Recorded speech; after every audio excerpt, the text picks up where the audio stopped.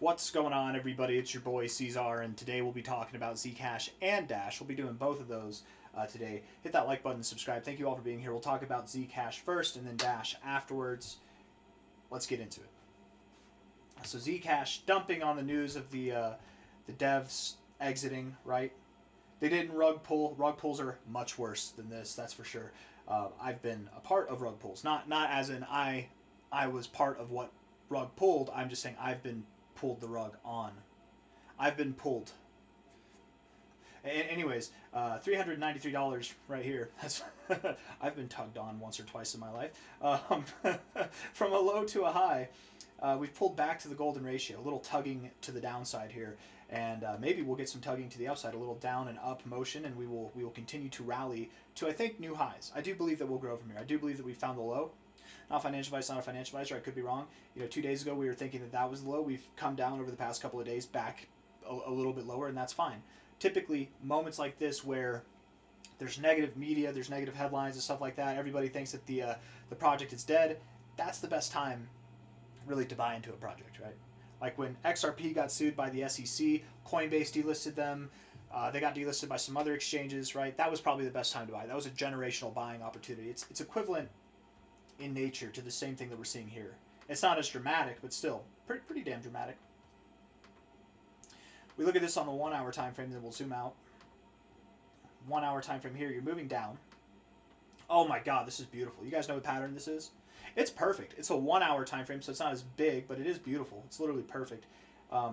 Adam and Eve. It is a perfect Adam and Eve pattern. It's very textbook. You have a slightly lower low. You're moving lower, and you're getting less volume. That's good. Not financial advice, not a financial advisor, but typically that that illuminates. What's the word I'm looking for? Typically that calls for a move to the opposite direction. If you're moving up and your volume is dying off, you will likely pull back. If you're moving down and your volume's dying off, you will likely pull back. Throw a bullish pattern like a Adam and Eve into the mix there, that little high heel pattern there. It's perfect, man. It is absolutely perfect. Yeah, you're going to move up. 1 hour RSI looks bullish here. You do have a little bit, higher highs here, lower highs there. That is hidden bearish divergence. Maybe you get tied up a little bit. Stochastics are overbought. The MACD's at the 0. Maybe you do come down a little bit from here, but again, I don't think that you're going to go below this low. I would think you could consolidate a little bit, whatever, and then continue to rally later. So if we don't move up right now, that's fine. You look at the 4 hour time frame, and you have bullish divergence here. You have a bit of an Adam and Eve on your RSI as well, but with bullish divergence, lower lows here, higher lows there, bullish divergence on the stochastics, bullish divergence on the MACD, all bullish divergence on your 4 hour time frame. Can't help but be bullish there, my friends. You had a fake out to the downside where you broke out of this zone. No volume came in at all. Fake out. You literally came down, came right back up. It's perfect.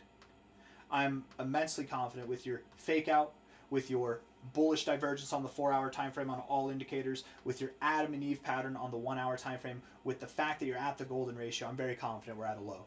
So it's $393 here. We'll probably move up. We're not going to move up at this pace. Maybe. You never know. But probably, eat our way back to this level. We'll come back up to new highs. I want to see here. Let's actually look at this from a high to a low here. Right, you went from the golden ratio all the way down to the 236. It's a bit extreme, but we're in kind of extreme conditions, so I guess it's fair.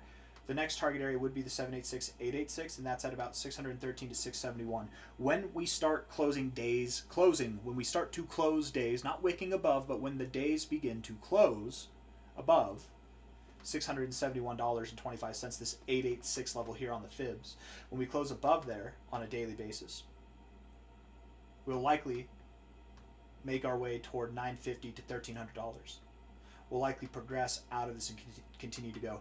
$671, the 886, that is your gatekeeper of higher prices, new highs for this cycle. I don't think that we're just going to break through the gates on the first attempt here and go to new highs. Maybe.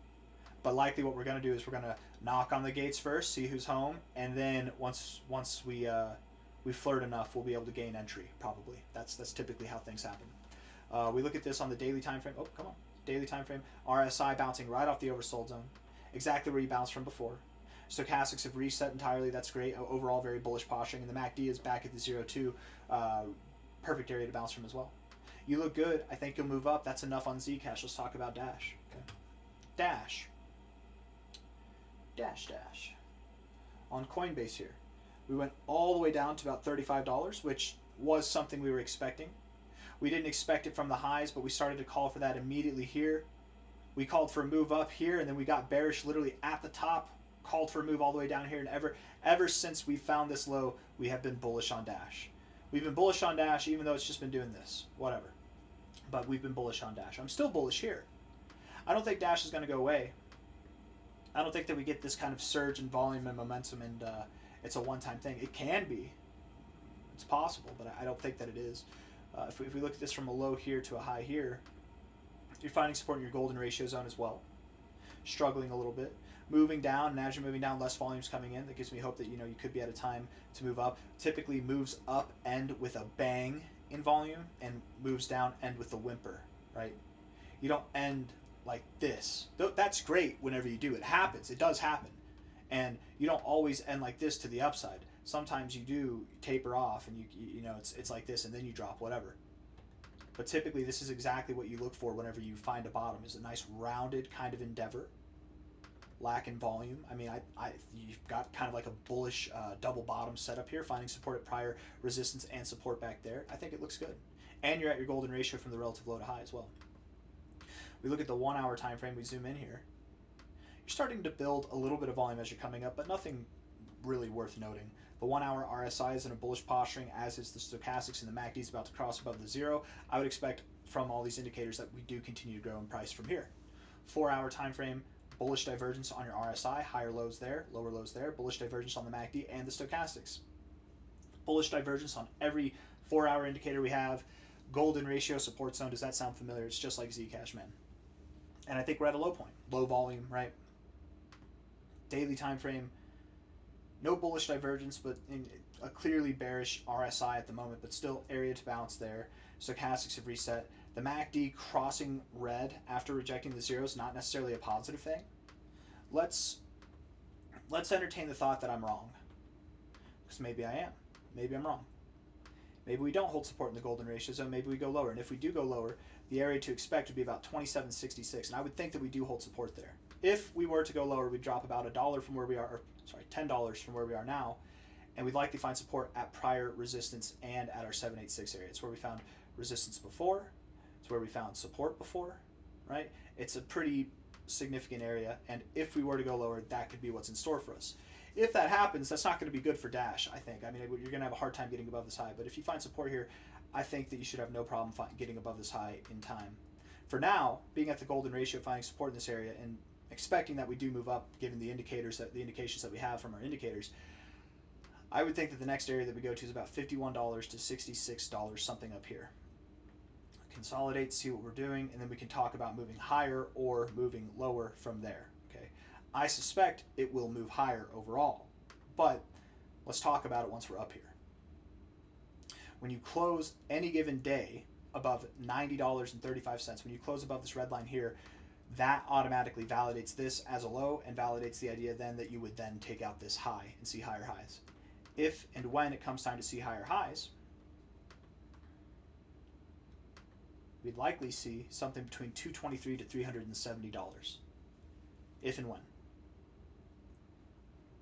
But if I'm wrong and we go lower, well, that's a different story. But I don't think that we will.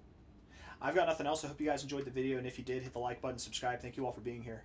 I'll see you on the next one, okay? Take care of yourselves. Bye-bye.